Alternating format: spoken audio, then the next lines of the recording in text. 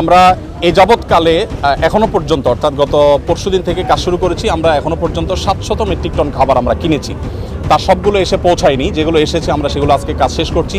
এখানে প্রায় 2000 স্বেচ্ছাসেবক এসেছেন। এর মধ্যে ঢাকা বিশ্ববিদ্যালয়ের প্রফেসর আছেন, আমি ব্যক্তিগতভাবে দেখেছি, চিনেছি। আবার ঢাকা ইউনিভার্সিটি সহ সমস্ত বিশ্ববিদ্যালয়গুলোর বিভিন্ন বিশ্ববিদ্যালয়ের স্টুডেন্টরা এসেছেন, বিভিন্ন শ্রেণী পেশার মানুষ এসেছেন, বিভিন্ন ব্যবসায়ীরা এসেছেন। তো এবং ছোটো ছোটো শিশুরাও এসেছে, তারা প্যাকেজিংয়ের কাজে হেল্প করছে।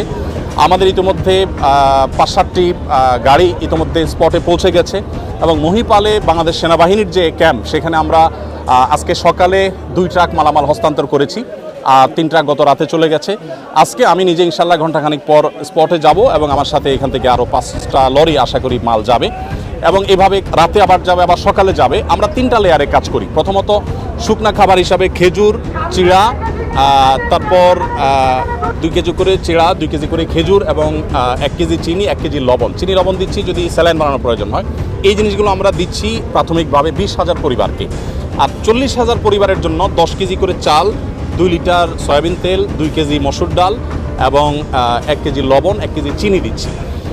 আলুটা দিতে পারছি না, কারণ আলু পচে যাওয়ার আশঙ্কা আছে, কারণ লরিতে দেখা যায় পথে রাস্তায় কী হবে আমরা জানি না।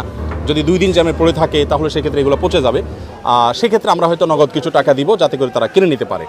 এটা হলো দ্বিতীয় লেয়ার, অর্থাৎ এখনও রান্না করার পরিস্থিতি নেই, আমরা শুকনা খাবার দিচ্ছি। খেজুর 4-5টা খেলে খাবারের কাজ হয়ে যায়। সেই সাথে আমরা একটু পানি শুকোতে শুরু করলে কাল বা পরশু সকাল থেকে আমরা চাল ডাল সহ ভারী খাবার দেব। এরপর তারা যখন ঘরবাড়িতে যাবেন তখন আমরা 25 কেজি করে চাল ইনশাআল্লাহ আশা করছি যে আমরা 20,000 পরিবারকে দেব। এরপরে 4th লেয়ারে গিয়ে আমরা 4,000 পরিবারকে ঘর বানিয়ে দেওয়ার প্ল্যান করেছি। পরিপূর্ণ ঘর বানাতে না পারলেও 4 বান করে টিন এবং কিছু নগদ টাকা 10 বা 20,000 টাকা, যেটি আমাদের সুযোগ আমরা এটা দেবো। এখনও পর্যন্ত আমাদের কাছে ফান্ড এসে সব পৌঁছায়নি। আলহামদুলিল্লাহ গত 24 ঘন্টার ভিতরে প্রায় 3 লক্ষ মানুষ আমাদেরকে অনলাইনে ডোনেশন করেছে। এর ভিতরে 1 টাকা, 5 টাকা, 10 টাকা সব রকমের আছে।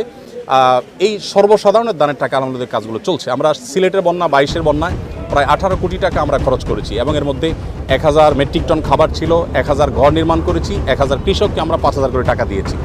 তো আলহামদুলিল্লাহ এবার আমরা আশা করছি যে সেটা আরও ব্যাপকভাবে করব, কারণ বন্যা পরিস্থিতি অত্যন্ত ভয়াবহ।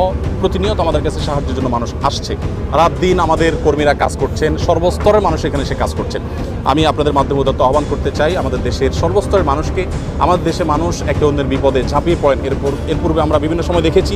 এবারও আশা করি যে এই বন্যায় আমরা প্রত্যেকে যার যার সাধ্য অনুযায়ী আমাদের আশেপাশে থাকা আমাদের জানাশোনা মানুষগুলোর পাশে আমরা দাঁড়াবো এবং সবাই যদি সম্মিলিতভাবে আমরা প্রচেষ্টা করি, জাতীয় দুর্যোগ মোকাবেলা করা কোনো ব্যাপার নাই ইনশাআল্লাহ বিদিনিল্লাহ। 40 বা 50 লক্ষ মানুষ আক্রান্ত, সেখানে আমরা বাকি 18-18.5 কোটি মানুষ যদি জেগে যাই ইনশাআল্লাহ এটা আমাদের জন্য কোনো ব্যাপার নাই ইনশাআল্লাহ।